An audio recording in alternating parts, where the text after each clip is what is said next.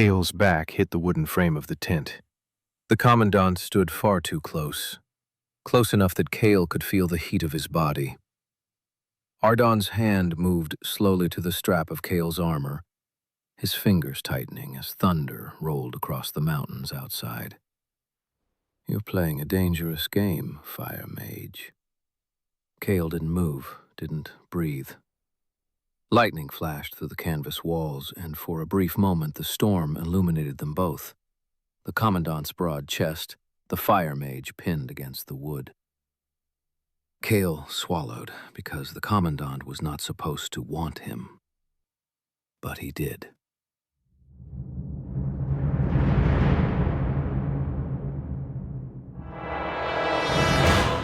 In the world of Ethelgard, war was not fought only with steel.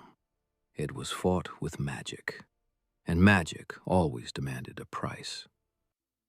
At Runenhof Academy, young mages were trained to control the power of the Ethel, the elemental forces gifted by the gods themselves: fire, storm, ice, stone. Every mage carried only one element, one power, one destiny.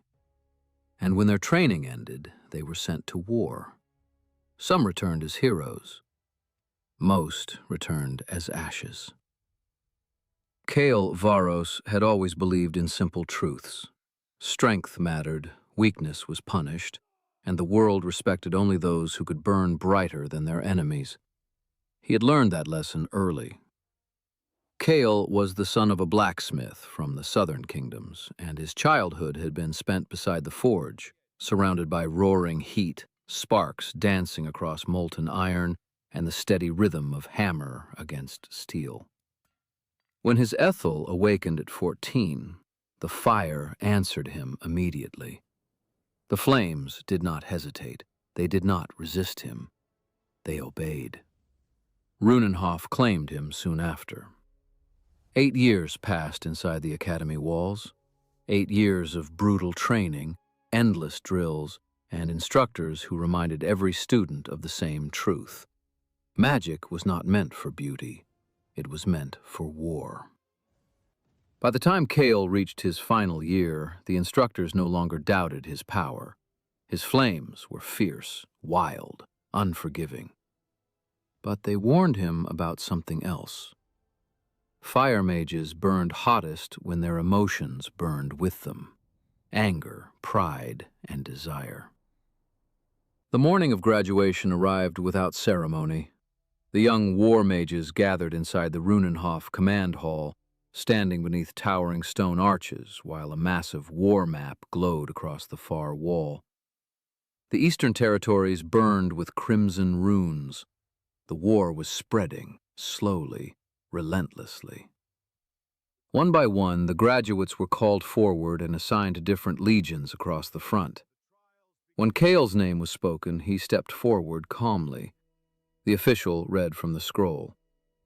"Kael Varos, Fire Ethel. Deployment confirmed." Kael crossed his arms. "Where?" The official barely looked up. "The Eastern Front." A ripple moved through the hall. Everyone understood what that meant. The Eastern Front was where soldiers vanished into smoke and never returned. Then the official continued.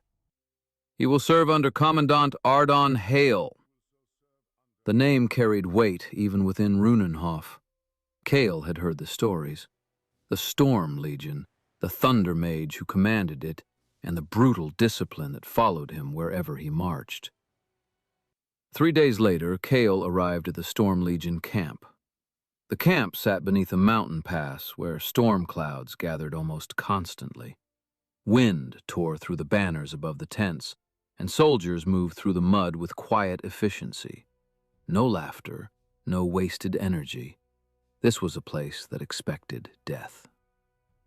Kael had barely stepped into the camp when the crowd shifted. Soldiers moved aside as someone approached. The man who stepped forward was taller than Kael expected. Broad shoulders, sleeveless leather armor revealing powerful arms built for war. A thin scar cut across one eyebrow. Lightning flickered faintly in the air around him. Commandant Ardon Hael. The Thunder Mage studied Kael slowly. Fire mages were easy to recognize, the confidence, the heat in their eyes. Ardon looked unimpressed. Runenhof sends children now? A few soldiers chuckled quietly. Kael's jaw tightened. I'm 22. The commandant shrugged slightly. You still look like a boy. Kael stepped forward, meeting his gaze. Give me one battle and I'll prove otherwise. The air between them tightened. Lightning crackled softly along Ardon's fingers as he leaned closer. Close enough that Kael could feel the faint electricity in the air. Confidence, or stupidity? A faint smile touched the commandant's lips. We'll find out soon. Training with the Storm Legion was worse than anything Runenhof had prepared him for. Ardon believed discipline mattered more than magic, and he pushed his soldiers relentlessly. Combat drills in rain and mud, spellcasting until muscles trembled with exhaustion. On the third day, Kael collapsed during a drill. Boots stopped beside him. The commandant looked down. You think fire makes you powerful? Kael forced himself back to his feet as flames flickered across his hands. It does. Lightning slammed into the ground beside him. The explosion sprayed mud and sparks into the air. Ardon stepped forward and grabbed the front of Kael's armor, pulling him close. No. Control makes you powerful. Their faces were inches apart. Kael could feel the hum of thunder magic inside the commandant's body. Raw power, dangerous power.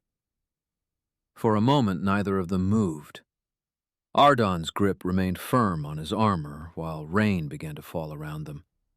The commandant narrowed his eyes. You're staring. Kael didn't look away. Maybe I'm trying to understand you. A faint smile appeared on Ardon's face. That would be a mistake. Days turned into weeks. Their rivalry became well known throughout the Storm Legion. Kael pushed himself harder than anyone else, and every time he cast a spell, he could feel Ardon watching, measuring him, judging him. Their eyes met often, too often, and every time it happened, the tension between them grew sharper. One evening after training, Kael sat beside a campfire cleaning soot from his gloves. The flames cast warm light across the dark camp. Footsteps approached. Ardon stopped beside him. For a long moment, the commandant said nothing. Then he spoke.